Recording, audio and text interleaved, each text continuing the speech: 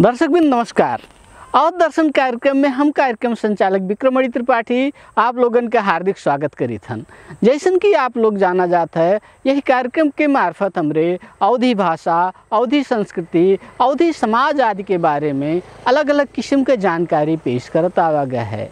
यही संदर्भ में आज हम आप लोगन के सामने पेश करे चाहिए ये एक वृत्त चित्र। अवधी समाज प्राचीन समाज मध्य के एक हुए। ये समाज जितने प्राचीन है उतने समृद्ध है। यह समाज के संस्कृति अर्थात अवधी संस्कृति। अवधी समाज के चाहे पारंपरिक व्रत हुए, त्योहार हुए या संस्कार के अवसर, हर एक अवसर पर यह समाज के सांस्कृतिक स्वरूप विशेष रूप से देखे के मिलत है। एक और जहाँ यह समाज के संस्कार में संपूर्ण समाज के लोगन के सहभागिता होता है, वहीं यह समाज में मनावा जाए वाले व्रत और त्योहार का अवधी समाज के लोग एक दूसरे के साथ ही मिलजुल के मनावत हैं। यही संस्कार से जुड़ा काम और व्रत त्योहार के साथ है यह समाज के द्वारा किया जाए वाले हरेक क्रियाकलाप के अवसर पर यह समाज में गावा जाए वाले पारंपरिक गीतन के अपने महत्व रहत है। हमन के जो कहा जाए परंपरागत जो पारंपरिक गीत है उमन भी कई विधा में है। कौने प्रकार के आप ले जी, आपके फगुआ के है, आपके चैता के है, कजरी के है। हमन उमन बैठौनी जब आवत रहा तो बैठौनी से मना चलते हैं। बैठौनी में हमन के वो रात जब बैठौनी तो हरीरी होता रहा जो कि अब एकदम लोप हो जाते हैं धीरे धीरे एकदम आधुनिकता में आए कि हमन के सबसे तगड़ा हमन के हराए वाला पारंपरिक गीत मध्य हरीरी प्रथा वाला हेरा जाता है। बाकी शादी ब्याह में तो अभी चलते हैं, गांव के महिला लोग औरत लोग सब संभाले ही, लेकिन हरीरी प्रथा के जो नया आधुनिकताओं में हेरा जाते हैं। एक नाते हमन के हरीरी के में बहुत फेमस एक गीत रहा था उन्हें वो का हम सुनाओ चाहते हैं आप लोगों के यहाँ। कैसे है कि मेरा ग्रुप में गाँव रही, हाल हम अकेले तो उतना बड़ी शायद ना हो तो सुना। तो कैसे कि अरे कहाँ से आवाए हरी हरी सुगाना, महिला शुरू कर रही हूँ। अरे कहाँ से आवाए हरी हरी सुगाना, कहाँ से आवे बाना मोर मोर हरी हरी रे। हरी हरी कितनी गाते हैं। अरे पूर्वा से आवाए हरी हरी सुगाना, पूर्वा से आवाए हरी हरी सुगाना, पछुआ से आवे बाना मोर मोर हरी हरी रे। अरे कहाँ बैठाऊँ मैं हरी हरी सुगाना, कहाँ बैठाऊँ मैं हरी हरी सुगाना, कहाँ बैठाऊँ बाना मोर मोर हरी हरी रे। अरे द्वारे बैठाओ हरी हरी सुगाना, द्वारे बैठाओ हरी हरी सुगाना, खिड़की बैठाओ बाना मोर मोर हरी हरी रे। अरे काऊ खियाऊँ मैं हरी हरी सुगाना, काऊ खियाऊँ मैं हरी हरी सुगाना, काऊ खियाऊँ बाना मोर मोर हरी हरी रे। फिर अगर जवाब दे जाता कैसे, ये सवाल जवाब में चला था तो जवाब क्या कहते हैं कि दूधवा पियाओ हरी हरी सुगाना, दूधवा पियाओ हरी हरी सुगाना, खोआ खियाओ बाना मोर मोर हरी हरी रे। अवधी समाज के लोग बैठौनी करत के मूल रूप से ये गीत गावत रहे। ये सब के साथ है अवधी समाज के संस्कारगत क्रियाकलाप और सामाजिक रूप से मनावा जाए वाले व्रत और त्योहारों में यही किस्म के गीत गावा जात रहे हैं, जौने में मूल रूप से वही समाज के खुशी, वेदना और पीड़ा से जुड़ा अलग अलग किस्म के संदेश विद्यमान रहत रहे हैं। तो गीत माना जाए कि हमन के हर रस के गीत रहते हैं। हमन के लोक कला में, लोकगीत में अपन बहुत कुछ पीड़ा दर्शा वाला काम होता है, अपन उत्साह के बात रहता रहा, अपन खुशी के बात साटा फाट होता रहा, दुख के बात साटा रहा। तो गीत एक गीत नहीं रहा, गीत एक संदेश दे वाला, एक समाज के बांधे वाला, एक समाज का मजबूती दे वाला हमन के अपन लोकगीत रहा। नृत्य में भी हमन के काजी तो अपन ही रहा। हमन के जो ने आपके अहिरुआ रहा, आज उल्लूप हो जाता है। अहिरुआ का छुट्टे पहचान रहा, कहारुआ रहा कहारन के ठो अलग भाका भी रहता रहा, ओकर पहचान रहता रहा। आज वो हेरा जी तो बहुत मुश्किल से मिले वाला है। धोबेहुआ नाच रहा, धोबेहुआ के ठो गीत गावे वाला एक तरीका, ओकर अपन पहचान, ओकर पहिरन वो भी छुट रहा, वो आज वो भी हो जाता है।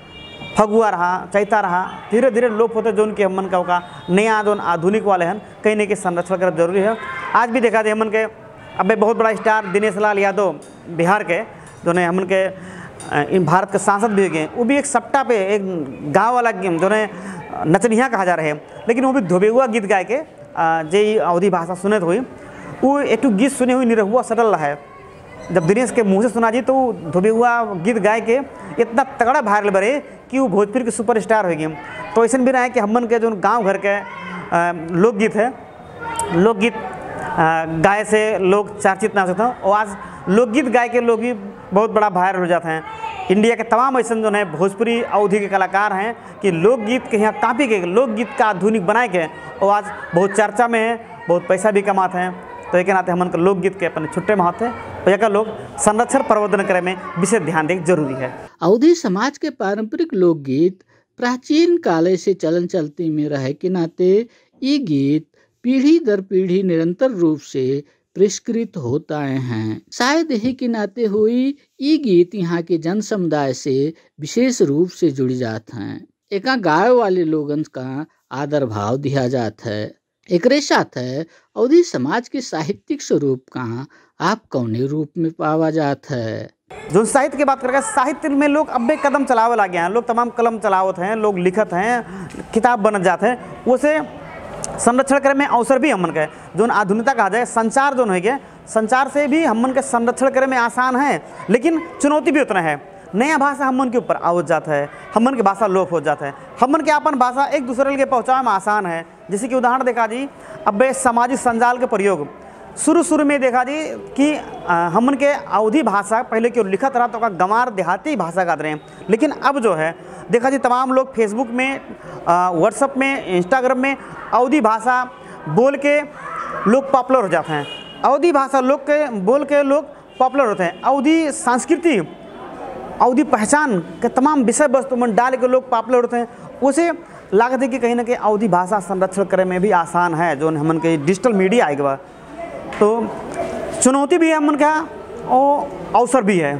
हमरे का कौन मेर ले जाए उमें भर पड़त है। आप खुद एक रचनाकार और गायक हुआ जाता है। अवधी लोक समाज में पावा जाए वाले लोक गीतन के स्वरूप का आप कौने रूप में देखा जाता है। अब कहा जा कि हमन के गीतकार, साहित्यकार, रचनाकार कहा गए, बहुत बहुत के लिए आपका धन्यवाद।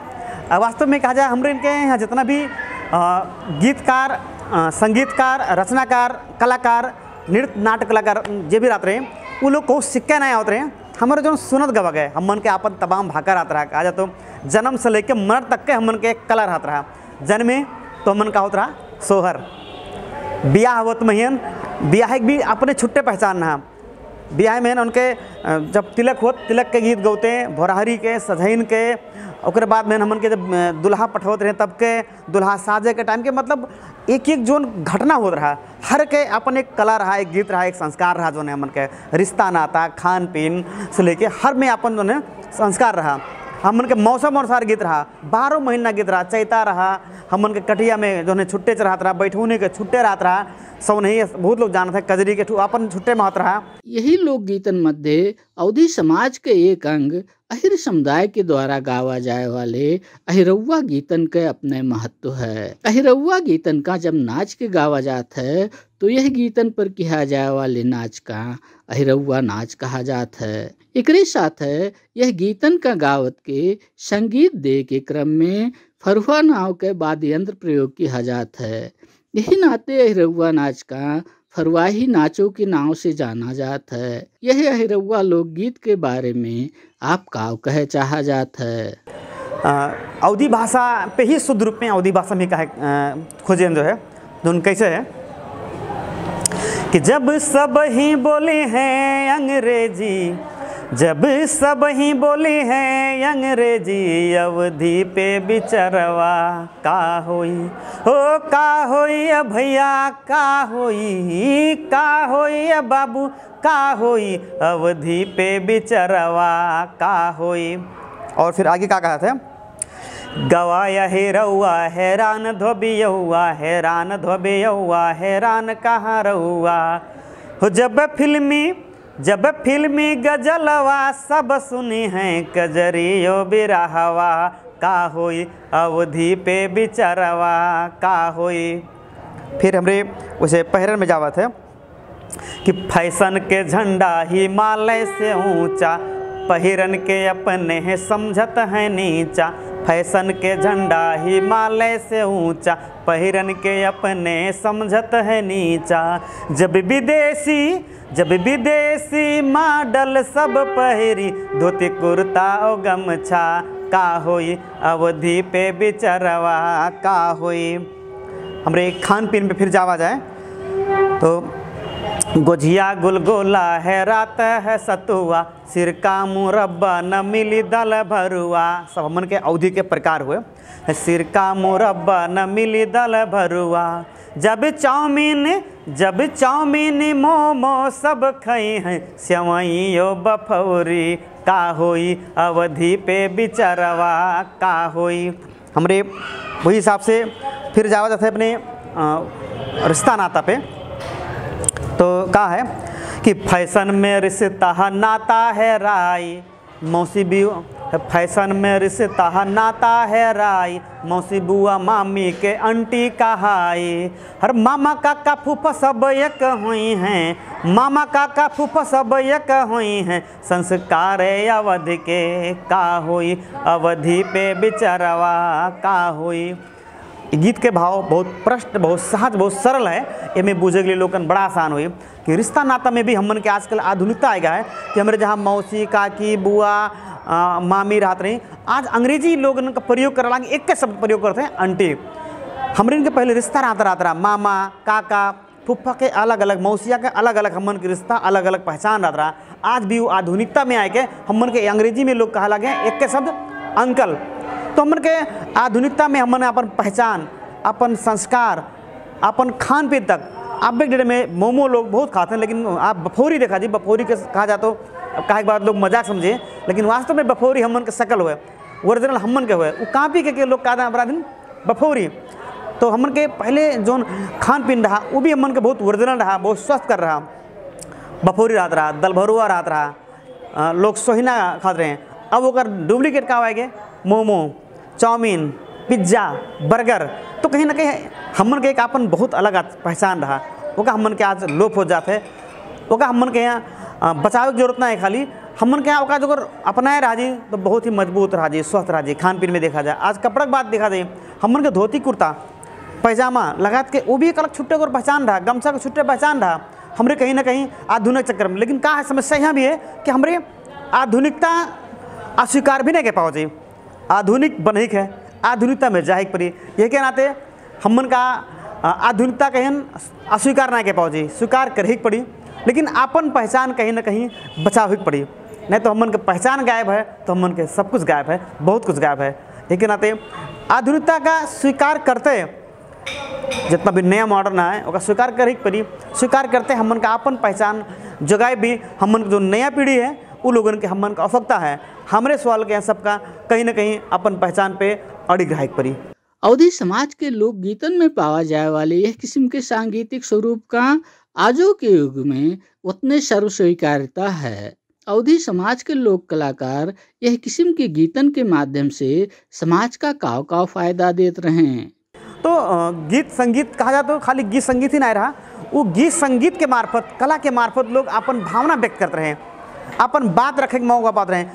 हमन के अवधि के जो साहित्य है, जो कला है, जो गीत रहा वो एक खाली मनोरंजन नहीं रहा, वो एक समाज का इकट्ठा बांध कर रखत रहा, वो एक संदेश देता रहा, एक सामाजिक छुट्टे होकर महत्व रहा हमन के जो अवधि का रहा। और बात कहा जी ये गीत के, तो गीत हमन के बहुत अपन छुट्टे का ऐसा महत्व हो गया है कि हमारे जब जब चाहे जौन मेरे चाहे तौन मेरे के मिलता है। हास रस से वीर रस से लेके बिरहा रस के तमाम हमन का रहा। अब बिरहा जो अगर देखा जाए तो बिरहा ही एक कई मेर का है, हर रस के भाव दे वाला बिरहा जो उनकी अब हमन को लोप होते लगे। तो वही में हमारे थोड़े हमारे कोनो विज्ञ तो नहीं हो जाए, बहुत विशेष जानकार तो नहीं, लेकिन जो बचपन से सुनत आवा गए, देखत आवा गए, कुछ हमन के जो मेमोरी में है, कुछ हमन के याददाश्त में है, हमरे होकर सुना सका जाता है। यही क्रम में अवधी समाज में पारंपरिक रूप से लोरी और पालना से संबंधित अलग अलग किस्म के गीतन का छोट छोट बच्चन का सुनाए के खिलावे और सुनावे के काम करत रहे। एकरे साथ ही यह समाज में नौटंकी लगायत के तमाम किस्म के लोक कला के स्वरूप देखे के मिलत रहे। आज के दिन में ये सबके अवस्था कैसन है? हमन के लड़के के यहाँ खिलावत में यहाँ जब छोट लड़के रहे बाल गीत जगह कहता है। अब बाल गीत तो तमाम एक से आधुनिक आए के बाद है। पहले बाल गीत हमन के लगभग सब सुनी हुई जानत हुई। पहले कहा रहा कि घंटू मंतु दुई कौड़ी एक रहा जो है पूरा रहबे कर लड़कन के यहाँ खिलावत रहे वो का रहा। फिर सुनावत रहे मन के लड़कन के यहाँ कि राजा रानी आवत हैं पोखरा खनावत हैं पोखरा के अरे अरे इमली लगावत हैं इमली कोड़िलम 32 अंडा राम चलावे 36 डंडा डंडा गिरा रेत में बगुली के मतलब ऐसे कह के एक रात रात है अगर भी छुट्टे मात्रा। आज लड़के का देखे के मैंने सुने के लिए तरसा जाते हैं। आज चनैनी जो अगर पूछ लीन जाइए तो हमारे लोग का चनैनी सुन मतलब जाना था कि बहुत छोटे हैं तो अपने नाना बहुत छोटे हैं तो सुना रहे वो कुल नया है। तो हमन के लोकगीत लोक कला लोक नाटक जो ना धीरे धीरे धीरे गायब हो जाते हैं। हमन के लोक नाटक में पहले अवधी भाषा में रामायण पहले बहुत प्रख्यात रहा। गांव गांव में रामायण होता रहा। हमन के जो वहाँ का देखा जाता है आज वो भी धीरे धीरे ख़त्म हो जाते हैं। अब सबसे बड़ा जो आर्केस्ट्रा कहा जाएगा वास्तव में आर्केस्ट्रा ना है वो अश्लीलता का दुकान हुए। जितना भी अश्लील चीज़ रहते हैं आर्केस्ट्रा में लाए गए थे उनके वहाँ बड़ा अपन जो लोकगीत लोक परंपरा का रहा वो भी हमन के गायब हो जाते हैं। आज के दिन में अवधी समाज में विद्यमान एक किस्म के पारंपरिक स्वरूप का आप कौने रूप में लिहा जात है? एकरे साथ है हमरे यहाँ के विशेष कई के युवा महिला लोगन के द्वारा अपने मन के खुशहाली और पीड़ा का यही पारंपरिक गीतन के माध्यम से सुनावे के चलन रहा। यही चलन का आप कौने रूप में लिहा जात है? परंपरा गीत सुने के लिए हमन का बहुत तरह जाए पड़ता है। पहले हमन के जो गांव मतलब मैता से आवत रहे मैंने नैहर में जब आवत रही ससुराल से वो अवस्था में अपन घर के पीड़ा अपन जो है पीड़ा जो है मेहरारू लोग सुनावत रही। तो यदि कहा पड़ा कि जोन मेहरारू आए नहरे में अपन मर्द जो है बहुत निकम्मा है कि मतलब कहा पड़ा कि काम लायक ना है दादा उनके बढ़िया लड़का देख के घर द्वार देख के जो है ब्याह के दिन तो वो गीत के भाव में कैसे हो सकता जो है हम उसके बारे में थोड़ा सुनाना चाहते हैं आप लोग के यहाँ। जोन लड़की अपने मायता आवत थी तो जो सहेली पर होती सहेली जब पूछे थी तो बड़ा जो दुखी ना ही मन पर आवती मतलब उनके सत्यारीपन से बेरोजगारीपन से वो का सुनाओ थी कि सैया संग नाही गुजारा बल में आवारा निकर गए हो सैया संग नाही गुजारा बल में आवारा निकर गए हो। अपने लोगन से सुनावत थी जो है पीड़ा अपने ससुराल के। और क्या कहती देखे नहीं घर यो घराना अपने बाप की कहती कि देखे नहीं घर यो घराना बल में आवारा निकर गए हो बात करे सैया लाख यारबे की बात करे सैया लाख यारबे की नाही अठन्नी के सहारा बल में आवारा निकर गए हो। और उन्हीं के ही बात दोहरियावत थी कि अपने के समझ सैया डिप्टी कलेक्टर है अपने के समझ सैया डिप्टी कलेक्टर पढ़े लिखे ना गंवारा बल में आवारा निकर गए हो सैया संगे नाही गुजारा बल में आवारा निकर गए हो। और पेशा के बारे में फिर क्या कहते हैं उन्हें कि खेती ना बारी वन के मन हो ना भावे खेती और बारी वन के मन हो ना भावे घूमत हैं गली गली यारा बल में आवारा निकल गए हो सैया संगे नाही गुजारा बल में आवारा निकर गए हो। ऐसा लोग अपने गीत के मार्फत भी जो है पीड़ा जो है दिखा वाला दर्शा वाला भी काम होता है। आप पारंपरिक अवधी गीतन के संरक्षण और संवर्धन करे के खातिर का करे के जरूरत देखा जाता है। हाँ, एकरे लिए जो हमन के अवधि के जो विकास के बात कहा गया आगे लावे वाला, हमन के यहाँ अबे तमाम उत्सव होते हैं, सांस्कृतिक कार्यक्रम होते हैं। हमारे उत्सव के मार्फत, सांस्कृतिक कार्यक्रम के मार्फत हमन के जो तमाम त्यौहार चलत है, त्यौहार में जो है हमारे आधुनिकता के नाम पे तमाम नया चीज़ आयात करी थन, ओका हमरे आपन ही रखा जाए। हमन के खान पीन के सामान जो हमन के आपन रहा ओका रखा जाए। तमाम उत्सव से हमन के होली के उत्सव में तमाम नया तरीका लगा दिया गया है, होली के बचाव जाए। हमन के दशहरा दीपावली में हमरे आर्केस्ट्रा डीजे के नाम पे तमाम अश्लीलता, तमाम भड़कीला के जैसे उमन हमरे आपन परंपरागत के जोन रहा वो का हमरे रख सकता है। ये स्थानीयता का पहल के अपन बजट छुट्टिया के भी रख सकता जोन है।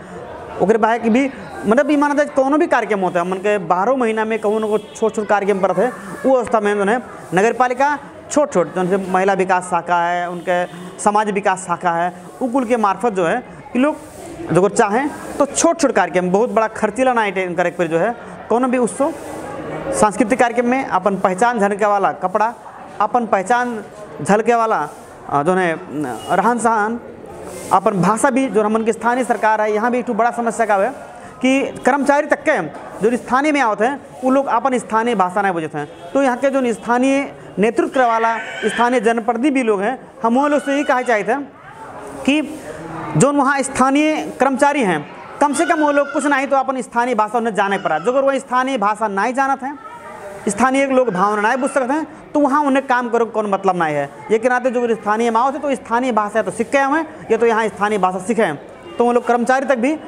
अपन स्थानीय अनुसार ही रखा जाए, लोगों का काम काज करवा में सहज रहे। जे नेपाली बोलक नहीं जानत है कम से कम वो काम करे में आसान रहे। एक नाते स्थानीय सरकार अपन कर्मचारी से लेके अपन गतिविधि भी अवधि भाषा पहचान दिखा वाला मेरे करे चाहिए।